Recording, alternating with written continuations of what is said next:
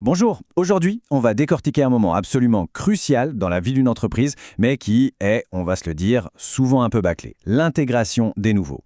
Et attention, on ne parle pas juste d'un café de bienvenue, non, non. On parle d'une vraie stratégie décisive pour la performance et pour garder les talents.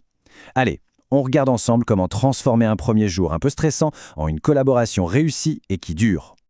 Mais avant de parler solution, il faut bien comprendre le problème.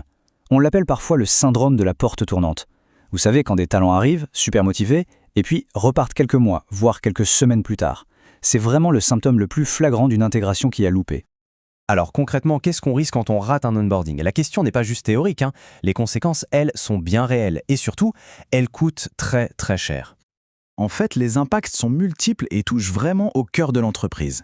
D'abord, la qualité de vie au travail, elle en prend un sacré coup.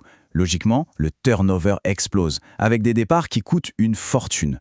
La productivité générale, elle, chute, parce qu'une nouvelle recrue mal intégrée met un temps fou à devenir vraiment opérationnelle. Et puis bien sûr, il y a le coût direct de devoir tout recommencer, refaire une annonce, passer des entretiens, bref, ce n'est pas juste une formalité RH, c'est un enjeu majeur de performance. Face à ça, on comprend bien que la solution ne peut pas être un simple bienvenue chez nous, avec un joli tapis d'entrée. Non, il faut aller beaucoup plus loin, il faut construire quelque chose de solide, un vrai processus bien pensé. Alors, c'est quoi une intégration structurée? Eh bien, c'est tout simplement un ensemble d'actions, bien coordonnées, mises en place pour aider le nouveau salarié à trouver sa place. Et ça, c'est aussi bien dans l'entreprise en général que dans son poste au quotidien. Le mot-clé ici, c'est vraiment ensemble d'actions. Ça veut dire que rien n'est laissé au hasard. Et là, attention, c'est l'occasion de clarifier une confusion qu'on entend tout le temps. La période d'intégration, ce n'est pas la période d'essai. C'est complètement différent. L'intégration, son but, c'est l'accompagnement, c'est d'aider la personne à devenir autonome. La période d'essai, c'est de l'évaluation, c'est pour valider des compétences. D'un côté, on a le soutien, de l'autre, la validation. Pour que ce démarrage se passe bien, il y a quelques outils qui sont juste indispensables.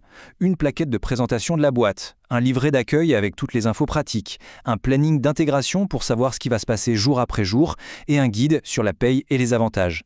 Attention, ce n'est pas de la paperasse pour faire joli. Non, ces documents, ils donnent un cadre, ils rassurent, ils apportent des réponses claires dès le premier jour.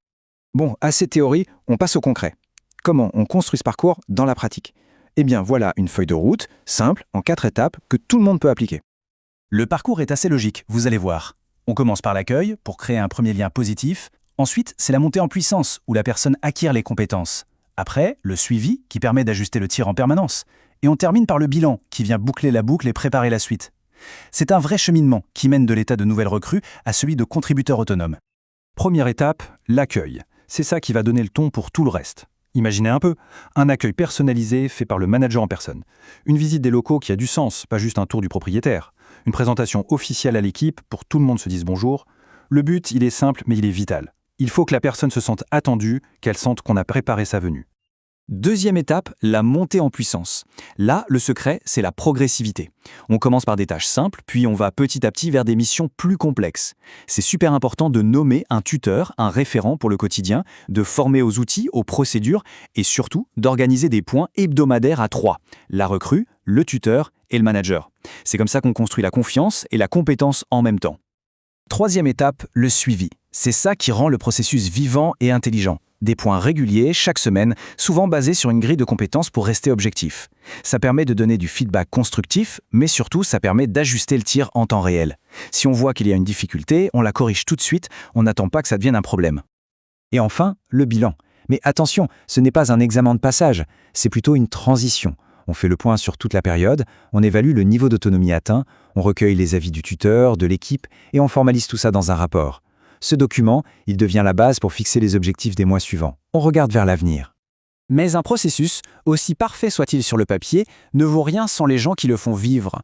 Il est donc temps de s'intéresser aux 2 piliers de l'intégration, le tuteur et bien sûr l'équipe. Le tuteur ou le mentor, c'est un peu le phare dans la brume des premiers jours. C'est la personne de référence, celle qui incarne le soutien et la bienveillance au quotidien pour la nouvelle personne. Son rôle est multiple, il est essentiel. Il est là pour accompagner au jour le jour, pour répondre aux questions bêtes. Il est là pour pousser vers l'autonomie, pour organiser les points de suivi. Et, point crucial, il peut aussi servir de médiateur si jamais il y a des petites frictions avec l'équipe. C'est bien plus qu'un collègue sympa, c'est un vrai coach intégrateur. Mais attention, le tuteur ne peut pas tout faire tout seul. L'autre moitié du succès, elle repose sur l'équipe qui est déjà là. Et ça, c'est un facteur qu'on a tendance à oublier. Pourquoi c'est si important de préparer l'équipe ? D'abord, parce que ça désamorce les éventuelles tensions avant même qu'elles n'apparaissent. En informant l'équipe en amont de qui arrive, pourquoi est-ce que cette personne va faire, on crée un climat bien plus accueillant. Et puis, d'un point de vue purement pratique, ça permet d'assurer la continuité des projets et de clarifier les rôles de chacun. Bon, pour conclure, si on devait résumer tout ça en quelques grands principes, qu'est-ce qui fait passer une intégration du statut de procédure à celui de partenariat ? Premier principe, c'est tout bête, mais c'est la base, un accueil qui soit à la fois chaleureux et professionnel. On n'a jamais une deuxième chance de faire une bonne première impression, et c'est cette impression qui va donner le ton pour toute la suite. Deuxième principe, une communication claire et ouverte.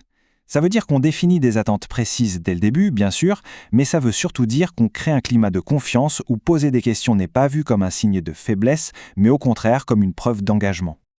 Troisième principe fondamental, le suivi régulier et l'ajustement. Un plan d'intégration, ce n'est pas gravé dans le marbre. C'est un processus qui doit être vivant, qui doit s'adapter en permanence à la personne, à ses forces, à ses difficultés. Et enfin, le quatrième et dernier principe, encourager l'autonomie. Parce qu'à la fin, l'objectif de tout ça, c'est bien de donner aux nouveaux collaborateurs toutes les clés pour qu'ils deviennent un membre de l'équipe confiant, indépendant et performant. Ce qui nous amène à la question finale, une question qui invite à la réflexion. Dans une organisation, est-ce que l'intégration est vue comme une simple formalité, une sorte d'orientation, une case à cocher sur une checklist, ou est-ce qu'elle est considérée comme un véritable investissement dans le capital le plus précieux de l'entreprise, ses collaborateurs ? Parce que la réponse à cette question, elle change absolument tout